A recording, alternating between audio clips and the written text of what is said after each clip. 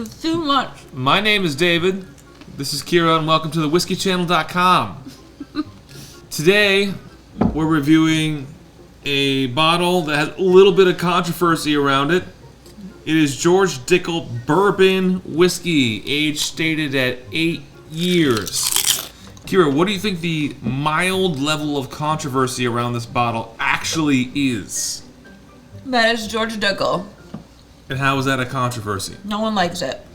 How is no one liking it a controversy? Because if it makes itself, why? Everyone's gonna have a problem with yourself because they don't like you. What? Doesn't make sense to me either. Not just Oh, George is it not bourbon? Is that what the controversy is? And now this is saying it's not a real whiskey? That's Is not that what, the controversy? that is literally not what we just talked about a minute ago. And how'd you pronounce controversy? I slipped in my words. We're gonna go in for a little bit of Dickel 8 year. Ew. And then we're going to talk about the mild, not very exciting, you should probably stop watching this video now, controversy surrounding Dickel 8 year. Ooh, a little dick contro, huh? Ugh. Smells like your mama's underwear drawer. When were you last in my mama's underwear drawer? Just imagine anyone's, okay, remember back in the day when all of our moms used to put little like smelly little sachet things in their underwear drawers? I don't know what a sachet It's is. a little bag that has like smellies in it.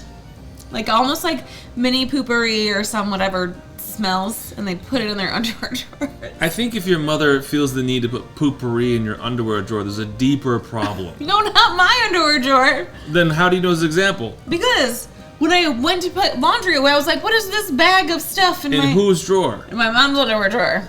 Then your mom had a bigger problem. Oh no, a lot of moms do that. How many other moms do you snoop in their drawers and find poopery? I don't snoop in the drawers, okay? I help out with the laundry. They invite you into their drawers? They say, do my laundry. If you're gonna stay here for an allotted amount of time, then freaking do some chores. If you're gonna stay here for an allotted amount of time, I invite you to come into my drawers. Please reach into my drawers and see what you can find. Everyone knows exactly what I'm talking about. That's what this smells like. I don't think anyone knows what you're talking about. Smells like an underwear drawer. Never heard of this, but you're saying that Dickel Bourbon 8 year smells like an underwear drawer. It does.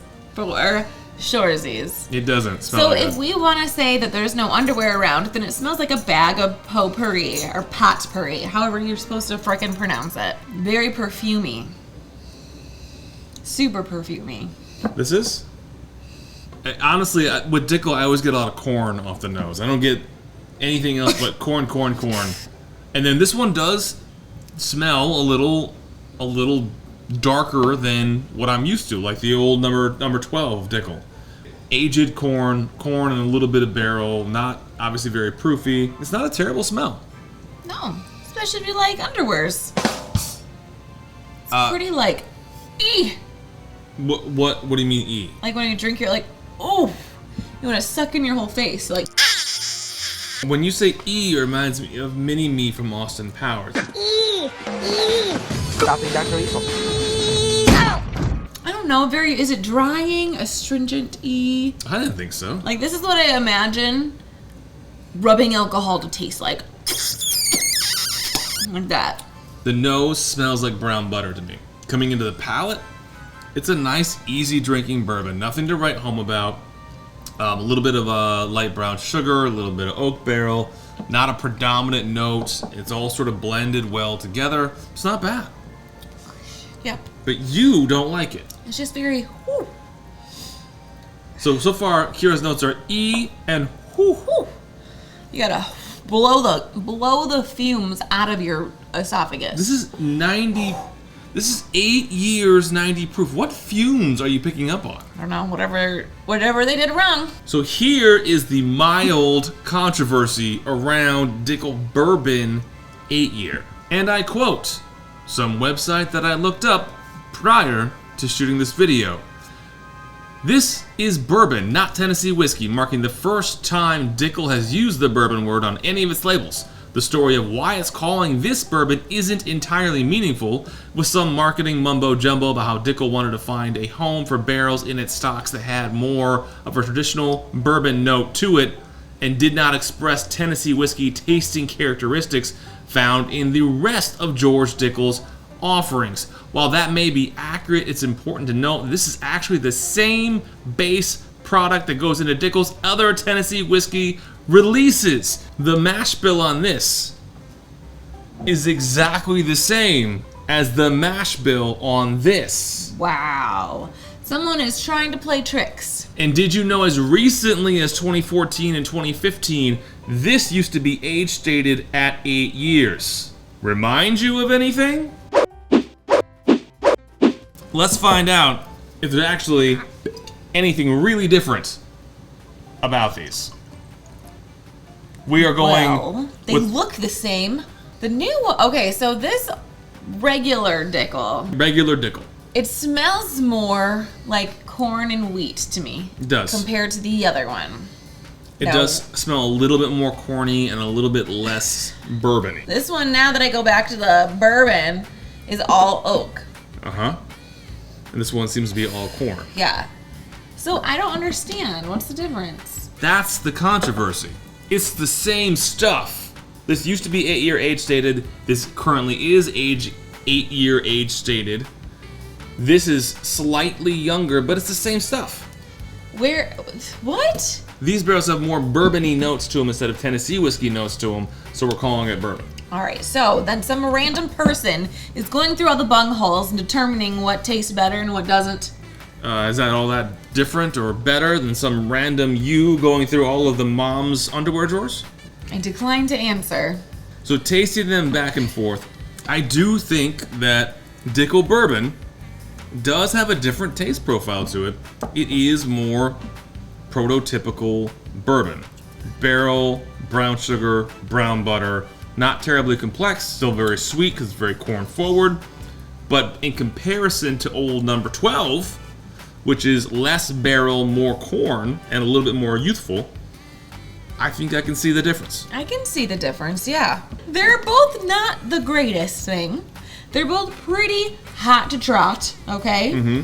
Yeah, that Tennessee whiskey Dickel, super corny. So you're saying you just don't like Dickel? I used to love it. I used to like the one that was blue or whatever. You know, you're not allowed to change things that you like. That's true. I can't change my opinion. Well, then I'm going to stick with my guns and I say I love Dickel. Okay? I freaking love it. And what do you like about it? Because so far I haven't gotten shit for notes from you. Exactly, because they both fucking suck my butt, okay? Alright? Like, it's a good butt sucking.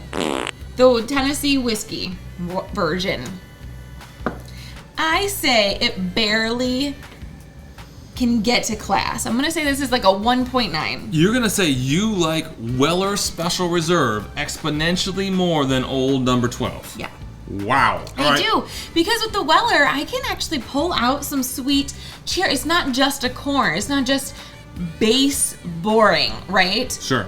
This, what are you contributing to the class? Nothing.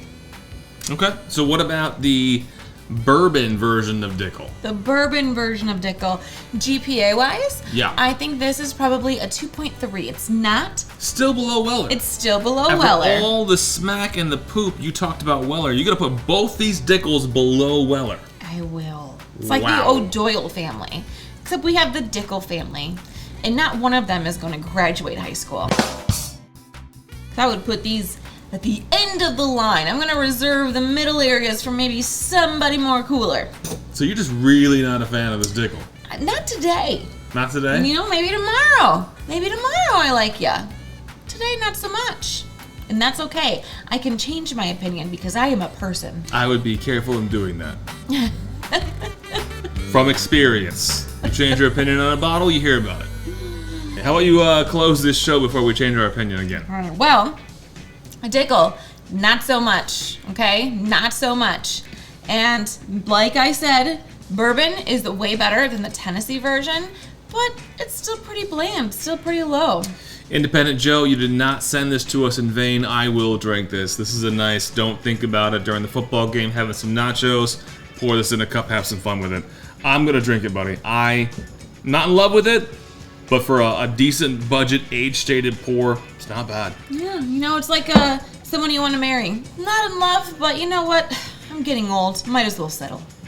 Speaking of settling, do you get Flintstone vitamins on either one of these? I don't. You know what I do get Flintstone vitamins from? What? Weller Special Reserve.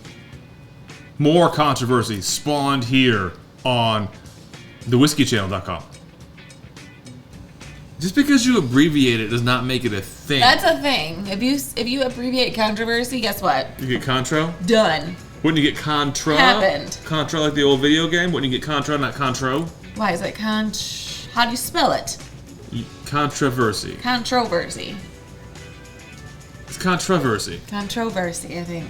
I think it's controversy. And you pronounce Cambridge how? Cambridge. Okay, we get it.